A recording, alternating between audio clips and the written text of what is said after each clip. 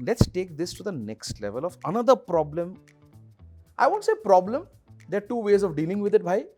But another issue or situation that one faces with multiple co-founders is hiring.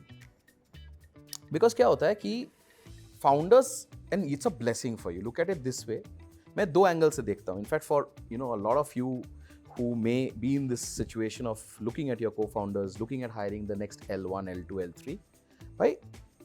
In your case, the co-founders itself have defined a great extent of L1.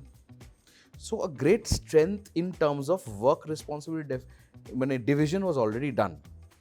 पर अब थोड़ा आगे बढ़ते, थोड़ा आगे बढ़ के बोलते कि अब स्केल होने वाला है, लोग ज़्यादा चाहिए, थोड़े और लोग चाहिए, क्योंकि हर वर्टिकल नीचे एक L1 चाहिए.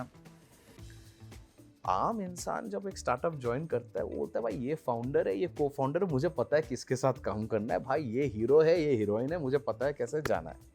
अब यहाँ है सात हिंदुस्तानी, ठीक है, या sorry in your case 5. I am giving as an example name. It can have a great positive element to say it's so broadly spread out that hiring becomes easy.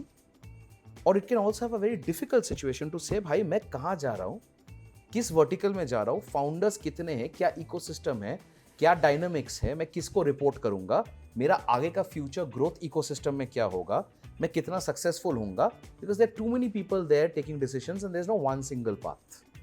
So an employee, a potential employee can have two mindsets. One, great opportunity, multiple scales of learning, multiple verticals of learning.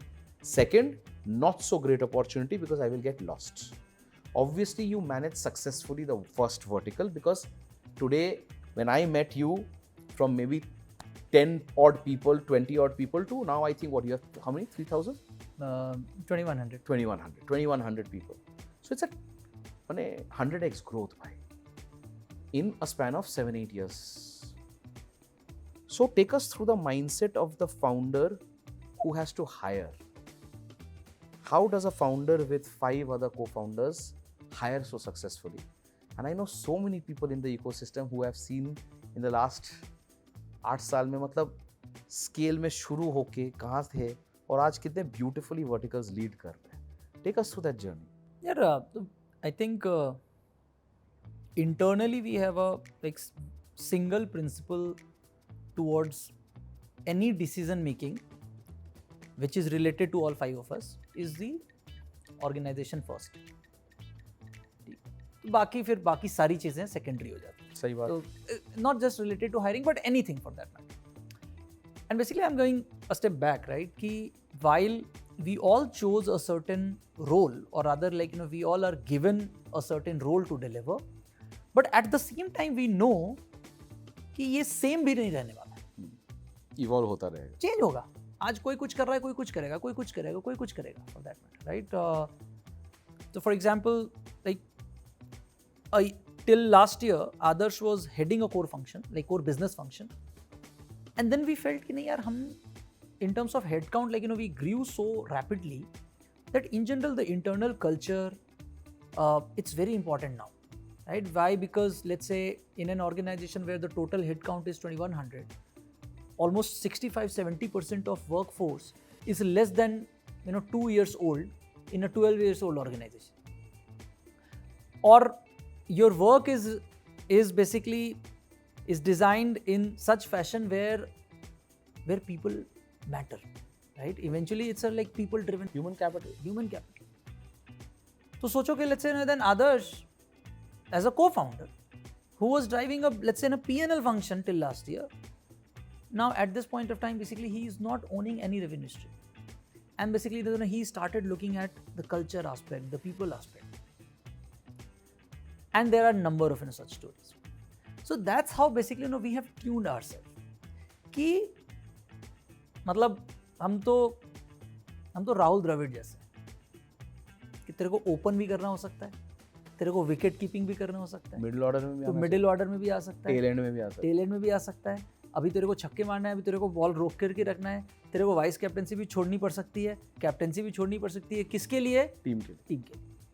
तो knowing की बहुत लंबी journey होने वाली हम सब की, तो हम लोगों ने अपने आप को उस हिसाब से तैयार किया है या करने की कोशिश ही कर रहे हैं कि जब अलग अलग स्टेजेस में, मतलब ऑर्गेनाइजेशन के स्टेज में हो सकता है कि हमें अलग अलग किरदार, अलग अलग रोल निभाने पड़े।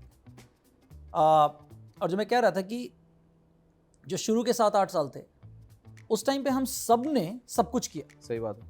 और जो मैं कैंडिडली बोलता हूँ कि हम लोग वो लगान की टीम जैसा बिहेव करते थे कि एक बॉल जहाँ गई तो सब पीछे भाग। बट हाँ, तो एंड मतलब that's how I think we learn playing different roles, different characters, different responsibilities at different time. फिर एक टाइम आया जब लगा कि नहीं यार, अब ये सबको ऑलराउंडर बनने की ज़रूरत नहीं है, अब थोड़ी स्पेशलाइजेशन की ज़रूरत है।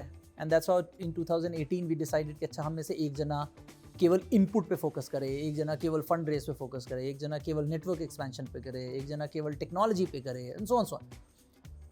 And that's how basically again we grew in like by 60x in next 3.5 years। फिर अब लगा कि नहीं यार, अब थोड़ा कंसोलिडेशन का टाइम है, तो फिर से रोल चेंज करते। तो ये हम लोग अक्सर करते रहते हैं। जो मैं आदर्श का एग्जांपल ले रहा था कि भाई बिजनेस रोल से निकल के और अब एकदम कल्चर रोल पे आ गए। तो मालूम है कि आगे भी ऐसे बहुत सारी चीज़ें होंगी, right. But going back to your hiring वाला क्वेश्चन, तो ये है कि यार सब अपनी टीम बना रहे हैं उस हिसाब से। जहाँ पर भी कॉमन टीम से वहाँ पर डिस्कशन भी हो रहा है, एक दूसरे के ओपिनियन मैटर करते हैं। बट जब जिससे रिलेटेड जो मैटर है वहाँ पे उसका वेटेज सबसे ज़्यादा, राइट। तो अगर let's say input related discussion है तो देन अमरेंद्र का ओपिनियन सबसे ज़्यादा मैटर करेगा। एज सिंपल है। तो इस तरीके से बेसिक मॉडलिंग, बेसिक रूल्स बनाए हुए हैं कि हाँ यार, why, because let's say among all of us vertical owner he has been exposed the most for that piece, right. तो उसका वेटेज है और फिर बाकी सबके भी मैटर करते हैं। तो इस तरह की चीज़ें। और बाकी यार अल्टीमेटली कई बार लड़ाइयाँ भी होती हैं, राइट, चिल्लम चिल्ली सब कुछ होता है। But the best part is कि भाई रात में हुआ, फिर सुबह मालूम है कि फिर से चलो अपने काम धंधे में लग जाने का। तो अब आई थिंक उन सारे फेजेस से हम लोग बहुत आगे हैं कि उसने क्या बोल दिया, उसने क्या सुना, उन सब चीज़ों से बहुत आगे हैं। बट जो मैं पहले कह रहा था कि थॉट प्रोसेस अभी भी वही है कि अभी भी ये लगता है कि नहीं यार, अभी भी डे ज़ीरो ही है। वाई, बिकॉज इतनी सारी चीज़ें लगता है कि की जा सकती हैं। और अभी भी हम सभी को इंडिविजुअली भी और एज ए ग्रुप भी बहुत सारी चीज़ें सीखनी है, तो एंड मतलब the while you have been saying कि हाँ, हम लोग बहुत आगे हैं, कंपटीशन से बहुत आगे हैं, लार्जेस्ट एग्रीटेक है। I am not saying, market is saying. Okay, ठीक है। I am supposed to protect you from everything else. I am just repeating what the market is saying.